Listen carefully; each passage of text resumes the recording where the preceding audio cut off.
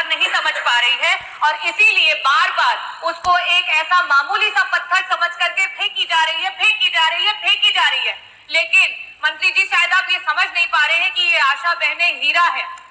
अध्यक्ष जी, मेरा सवाल जो हमारे प्रदेश में कार्यरत आशा बहनें हैं उनसे जुड़ा हुआ है और सरकार कहीं ना कहीं इन आशा बहनों की आशाओं पर लगातार पानी फेरती हुई आ रही है।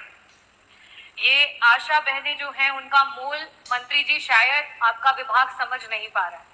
और रही बात छपने की, आशा बहनों का भी उतना ही अधिकार है कि वो अखबार की पंक्तियों में सामने आए और उनकी अधिकार की जो बातें सदन में बोली जा रही है वो लिख करके पढ़ करके वहां पर आए, क्योंकि आज वो आशा बहनें जिस तरीके से आपके विभाग की रीढ़ बन करके हैं शायद ये सरकार नहीं समझ पा रही है और इसीलिए बार बार उसको एक ऐसा मामूली सा पत्थर समझ करके फेंकी जा रही है, फेंकी जा रही है, फेंकी जा रही है।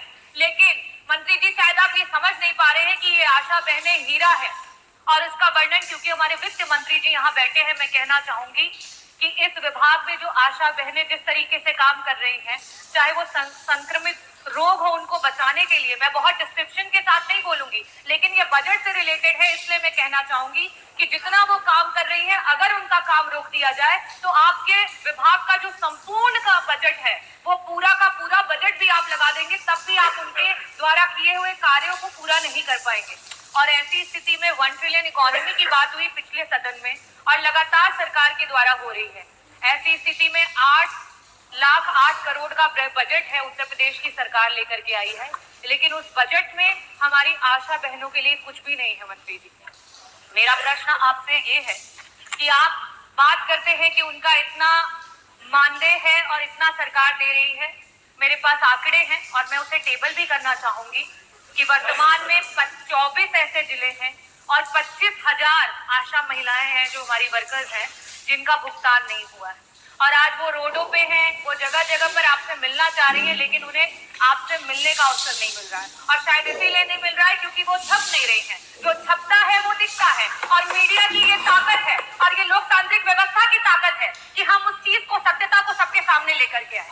मेरा आपसे सिर्फ यही प्रश्न है कि 1 ट्रिलियन इकोनॉमी की बात करने वाली सरकार, इतने बड़े बड़े बजट लाने वाली सरकार आज आपके विभाग की रीढ़ में सिर्फ और सिर्फ इसलिए क्योंकि आशा महिलाएं हैं उनको कोई दर्जा नहीं दिया जा रहा है, ना उन्हें राजकीय कर्मचारी का दर्जा दिया जा रहा है, ना उन्हें संविदा के कर्मचारियों का दर्जा दिया जा रहा है। और बार बार जब बात आ रही है कि उनको उनके अधिकार का पैसा मिले, क्योंकि वो हर समय काम करती हैं। प्रसव का कोई समय फिक्स नहीं होता है, हम सब किसी ना किसी परिवार से हैं और हम सब जानते हैं कि प्रसव किसी भी समय हो सकता है और एक वो जो आशा बहन है उस माँ के साथ वो 9 महीने उस प्रसव को झेलती है, उस प्रसव के साथ खड़ी रहती है और उसे अस्पताल लेकर के जाती है। ऐसी स्थितियों में क्या उसका अधिकार नहीं है कि उसे भी 18,000 का मानदेय प्रति माह मिले? क्या हमारी जो संगिनियां उनके साथ काम करती हैं उनका अधिकार नहीं है कि उन्हें 24,000 का मानदेय सरकार के द्वारा मिले? तो मेरा प्रश्न पहला तो मैंने पूछ लिया, साथ ही साथ मैं आपसे अपने अनुपूरक भी पूछ लेती हूँ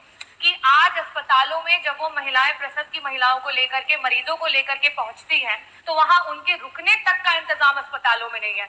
इस पूरे के पूरे उत्तर प्रदेश का कोई ऐसा CSC नहीं है जहां आशा बहनों के लिए एक कमरा रखा गया हो कि रात में अगर किसी महिला को प्रसव के समय लेकर के जाए तो उनको वहां रुकने का इंतजाम। ऐसी स्थिति में मेरी दूसरी आशा बहनों की तरफ से सरकार से मांग है कि आपके इतने बड़े बजट में से प्रत्येक CSC पे कम से कम आशा बहनों के रुकने का इंतजाम कराते हुए एक कमरा आवंटित किया जाए। मेरा तीसरा आपसे मांग ये है कि ये जो बहनें दिन रात कड़ी तपस्या कर रही है, मेहनत कर रही है, सड़कों पे घूम रही है, परिवारों को जोड़ रही है, जागरूक कर रही है, prevention is better than cure, इसकी बात कर रही है, क्या इन महिलाओं का अधिकार नहीं है कि उन्हें स्वास्थ्य बीमा और उन्हें जीवन बीमा मिले? क्या सरकार अपने विभाग की इतनी महत्वपूर्ण महिलाओं को ये नहीं दे सकती है? और लास्ट में मैं कहूंगी कि जो यातायात है उनके समय का बहुत ही इम्पोर्टेंस है क्योंकि उन्हें समय से पहुंचना होता है जब जहां जरूरत होती है। ऐसी स्थिति में आपने अपने बजट में स्कूटी की बात की है तो मैं ये भी चाहूंगी कि आशा बहनों की मांग है कि उन्हें स्कूटी दी जाए। ये चारों प्रश्न हैं मेरे और मैं अनुरोध करूंगी कि मंत्री जी दोनों सदस्यों के जो प्रश्न हैं उनके उत्तर दें। माननीय मंत्री जी, माता योजना भारत सरकार की योजना है और ये वॉलेंट्री सर्विस है। स्वैच्छिक सेवा के कारण उनको मानदेय मिलता है और जो विभिन्न केंद्र प्रदेश की योजनाएं हैं उनको क्रियान्वित करने पर उनको अलग से बोनस भी मिलता है। इस प्रकार हम कह सकते हैं इनको वर्तमान में 6,000 से लेकर के 11,000 रुपए तक, 6,000 रुपए मिनिमम है और 11,000 रुपए मैक्सिमम पेमेंट हमारी सरकार ने मानदेय और जो इनके बोनस है अतिरिक्त रूप से जो काम किया उसके आधार पर हमने अभी तक किया है। अभी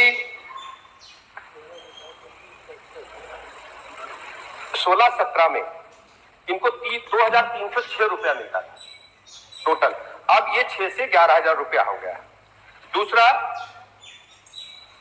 25-26 के बजट में हम इनको 2,000 से 3,000 रुपए करने के लिए हम प्लान बनाए हैं। इसको हम आगे भारत सरकार को 3500 तो पहले ही दे रहे हैं, भारत सरकार को हमने लिखा है। अच्छा वो दे। दूसरा क्या है, अभी हमें लगता है माननीय सदस्यों ने पूरा अध्ययन नहीं किया है, सतही जानकारी के तहत सवाल लगाया है। हमारी सरकार ने इनको जीवन बीमा की सुविधा दे रखी है और ये सुविधा दी जा रही है इनको प्रधानमंत्री जीवन ज्योति योजना के तहत, प्रधानमंत्री सुरक्षा बीमा योजना के तहत इनको हम ऑलरेडी दे रहे हैं और ये बहुत लंबे समय से लागू है।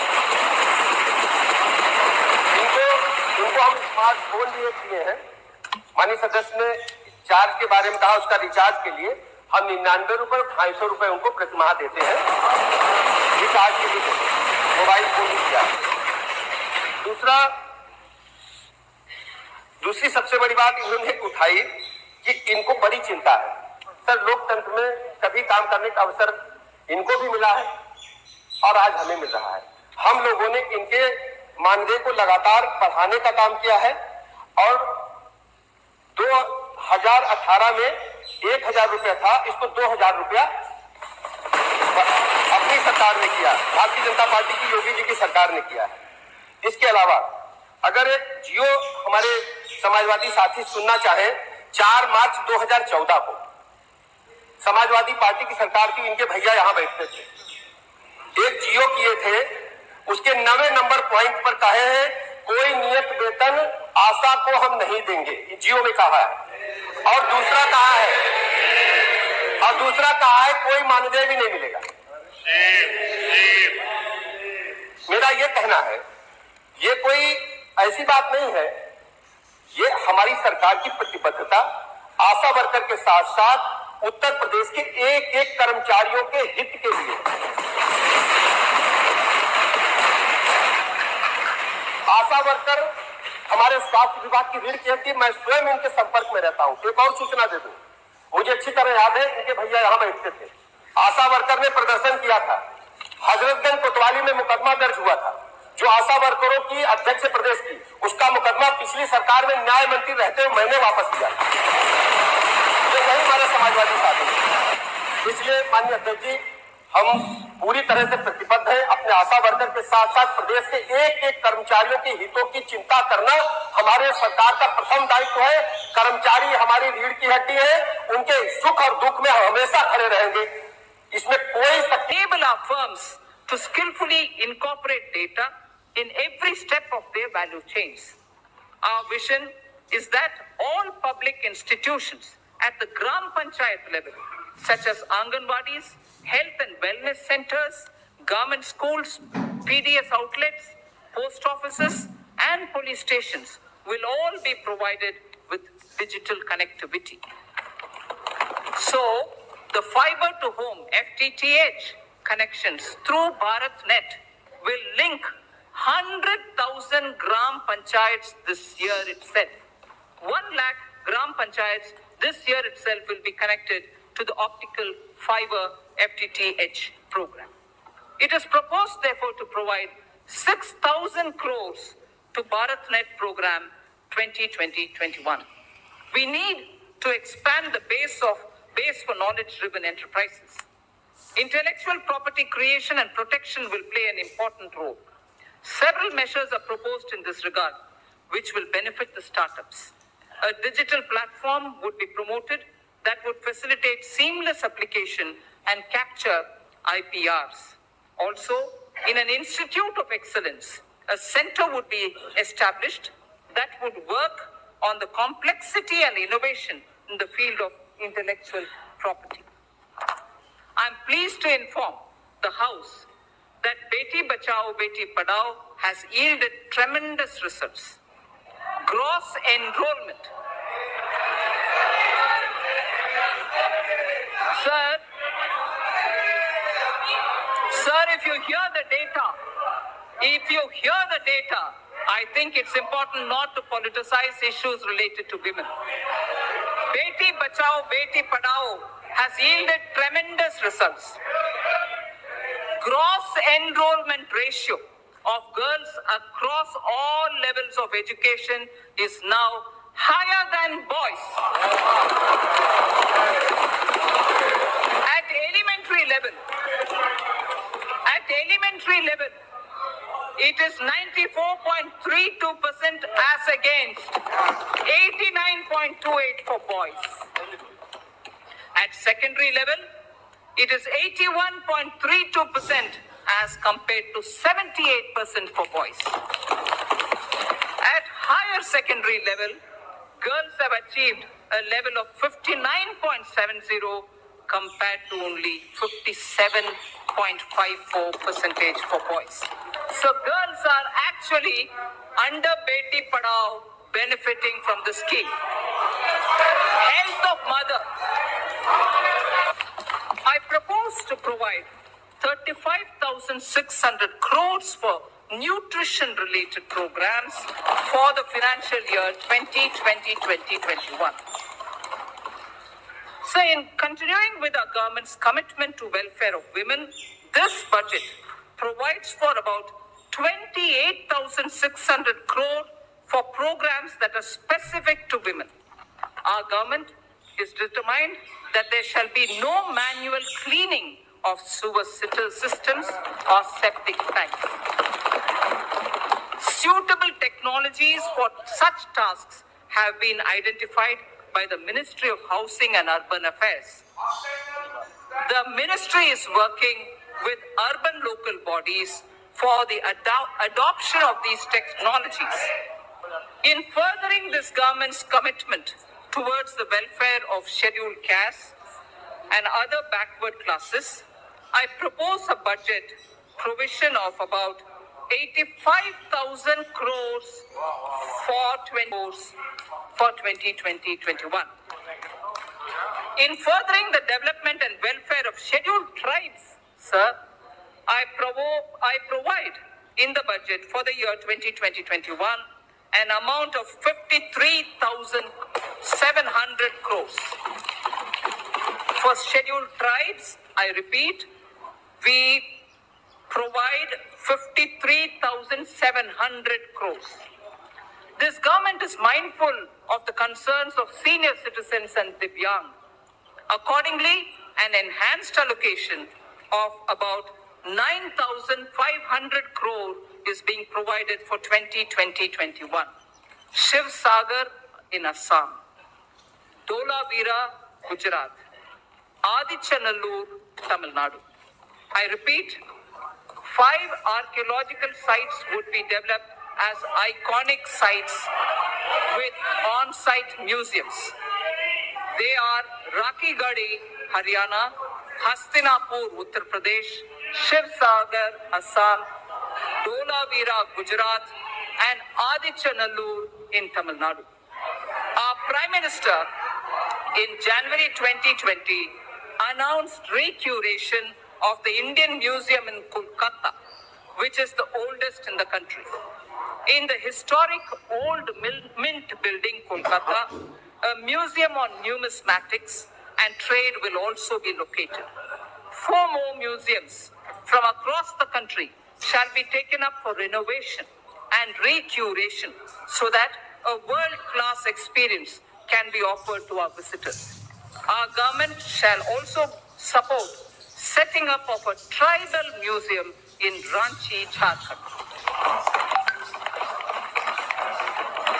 So I spoke about the Sindhu-Saraswati civilization. A maritime museum would be set up at Lothal, the Harappan Age maritime site near Ahmedabad, by the Ministry of Shipping. I propose to provide 3,150 crore for Ministry of Culture for the year 2021. Sir, India has moved up from the rank 65 in 2014 to 34 in 2019 in the Travel and Tourism Competitive Index, the World Economic Forum's index. Foreign exchange earnings grew 7.4% to 1.88 lakh crores for the period January to November 2019 from 1.75 lakh crores. From 1.75 lakh crores, it has gone up to 1.88 lakh crores. Growth of tourism directly relates to growth and employment. States have a critical role to play. I expect the state governments to develop a roadmap for certain identified destinations and formulate financial plans during 2021 against which specified grants will be made available to the states from the center in the year 2020-21. For purpose of tourism promotion, sir, I propose to allocate 2,500 crores for 2020-2021. And proposes, Honorable Speaker, to encourage such states that are formulating and implementing plans for ensuring cleaner air in cities above 1 million. Parameters for the incentives would be notified by the Ministry of Environment, Forests and Climate Change. Allocation for this purpose is ये सरकार नहीं समझ पा रही है और इसीलिए बार बार उसको एक ऐसा मामूली सा पत्थर समझ करके फेंकी जा रही है। लेकिन मंत्री जी शायद आप ये समझ नहीं पा रहे हैं कि ये आशा बहने हीरा है। अध्यक्ष जी, मेरा सवाल जो हमारे प्रदेश में कार्यरत आशा बहनें हैं उनसे जुड़ा हुआ है और सरकार कहीं ना कहीं इन आशा बहनों की आशाओं पर लगातार पानी फेरती हुई आ रही है। ये आशा बहनें जो हैं उनका मूल मंत्री जी शायद आपका विभाग समझ नहीं पा रहा है। और रही बात छपने की, आशा बहनों का भी उतना ही अधिकार है कि वो अखबार की पंक्तियों में सामने आए और उनकी अधिकार की जो बातें सदन में बोली जा रही है वो लिख करके पढ़ करके वहां पर आए, क्योंकि आज वो आशा बहनें जिस तरीके से आपके विभाग की रीढ़ बन करके हैं शायद ये सरकार नहीं समझ पा रही है और इसीलिए बार बार उसको एक ऐसा मामूली सा पत्थर समझ करके फेंकी जा रही है। लेकिन मंत्री जी शायद आप ये समझ नहीं पा रहे हैं कि ये आशा बहनें हीरा है और इसका वर्णन क्योंकि हमारे वित्त मंत्री जी यहाँ बैठे हैं, मैं कहना चाहूंगी कि इस विभाग में जो आशा बहनें जिस तरीके से काम कर रही हैं, चाहे वो संक्रमित रोग हो उनको बचाने के लिए, मैं बहुत डिस्क्रिप्शन के साथ नहीं बोलूंगी, लेकिन ये बजट से रिलेटेड है, इसलिए मैं कहना चाहूंगी कि जितना वो काम कर रही है अगर उनका काम रोक दिया जाए तो आपके विभाग का जो संपूर्ण का बजट है वो पूरा का पूरा बजट भी आप लगा देंगे, तब भी आप उनके द्वारा किए हुए कार्यों को पूरा नहीं कर पाएंगे। और ऐसी स्थिति में 1 ट्रिलियन इकोनॉमी की बात हुई पिछले सदन में और लगातार सरकार के द्वारा हो रही है। ऐसी स्थिति में 8 करोड़ का बजट है उत्तर प्रदेश की सरकार लेकर के आई है, लेकिन उस बजट में हमारी आशा बहनों के लिए कुछ भी नहीं है। मंत्री जी, मेरा प्रश्न आपसे ये है कि आप बात करते हैं कि उनका इतना मानदेय है और इतना सरकार दे रही है। मेरे पास आंकड़े हैं और मैं उसे टेबल भी करना चाहूंगी कि वर्तमान में 24 ऐसे जिले हैं और 25,000 आशा महिलाएं हैं जो हमारी वर्कर्स हैं जिनका भुगतान नहीं हुआ है और आज वो रोडों पे हैं, वो जगह जगह पर आपसे मिलना चाह रही है, लेकिन उन्हें आपसे मिलने का अवसर नहीं मिल रहा है और शायद इसीलिए नहीं मिल रहा है क्योंकि वो छप नहीं रही है। जो छपता है वो दिखता है और मीडिया की ये ताकत है और ये लोकतांत्रिक व्यवस्था की ताकत है कि हम उस चीज को, सत्यता को सबके सामने लेकर के आए। मेरा आपसे सिर्फ यही प्रश्न है कि 1 ट्रिलियन इकोनॉमी की बात करने वाली सरकार, इतने बड़े बड़े बजट लाने वाली सरकार आज आपके विभाग की रीढ़ पे सिर्फ और सिर्फ इसलिए क्योंकि आशा महिलाएं हैं उनको कोई दर्जा नहीं दिया जा रहा है, ना उन्हें राजकीय कर्मचारी का दर्जा दिया जा रहा है, ना उन्हें संविदा के कर्मचारियों का दर्जा दिया जा रहा है। और बार बार जब बात आ रही है कि उनको उनके अधिकार का पैसा मिले, क्योंकि वो हर समय काम करती हैं, प्रसव का कोई समय फिक्स नहीं होता है। हम सब किसी ना किसी परिवार से हैं और हम सब जानते हैं कि प्रसव किसी भी समय हो सकता है। और एक वो जो आशा बहन है, उस माँ के साथ वो 9 महीने उस प्रसव को झेलती है, उस प्रसव के साथ खड़ी रहती है और उसे अस्पताल लेकर के जाती है। ऐसी स्थितियों में क्या उसका अधिकार नहीं है कि उसे भी 18,000 का मानदेय प्रति माह मिले? क्या हमारी जो संगिनियां उनके साथ काम करती है, उनका अधिकार नहीं है कि उन्हें 24,000 का मानदेय सरकार के द्वारा मिले? तो मेरा प्रश्न पहला तो मैंने पूछ लिया, साथ ही साथ मैं आपसे अपने अनुपूरक भी पूछ लेती हूँ कि आज अस्पतालों में जब वो महिलाएं प्रसव की महिलाओं को लेकर के, मरीजों को लेकर के पहुंचती हैं, तो वहां उनके रुकने तक का इंतजाम अस्पतालों में नहीं है। इस पूरे के पूरे उत्तर प्रदेश का कोई ऐसा सीएससी नहीं है जहां आशा बहनों के लिए एक कमरा रखा गया हो कि रात में अगर किसी महिला को प्रसव के समय लेकर के जाए तो उनको वहां रुकने का इंतजाम। ऐसी स्थिति में मेरी दूसरी आशा बहनों की तरफ से सरकार से मांग है कि आपके इतने बड़े बजट में से प्रत्येक सीएससी पे कम से कम आशा बहनों के रुकने का इंतजाम कराते हुए एक एक कमरा आवंटित किया जाए। मेरा तीसरा आपसे मांग ये है कि ये जो बहनें दिन रात कड़ी तपस्या कर रही है, मेहनत कर रही है, सड़कों पे घूम रही है, परिवारों को जोड़ रही है, जागरूक कर रही है, prevention is better than cure, इसकी बात कर रही है, क्या इन महिलाओं का अधिकार नहीं है कि उन्हें स्वास्थ्य बीमा और उन्हें जीवन बीमा मिले? क्या सरकार अपने विभाग की इतनी महत्वपूर्ण महिलाओं को ये नहीं दे सकती है? और लास्ट में मैं कहूंगी कि जो यातायात है उनके समय का बहुत ही इंपॉर्टेंस है, क्योंकि उन्हें समय से पहुंचना होता है जब जहां जरूरत होती है। ऐसी स्थिति में आपने अपने बजट में स्कूटी की बात की है, तो मैं ये भी चाहूंगी कि आशा बहनों की मांग है कि उन्हें स्कूटी दी जाए। ये चारों प्रश्न हैं मेरे और मैं अनुरोध करूंगी कि मंत्री जी दोनों सदस्यों के जो प्रश्न हैं उनके उत्तर दें। माननीय मंत्री जी।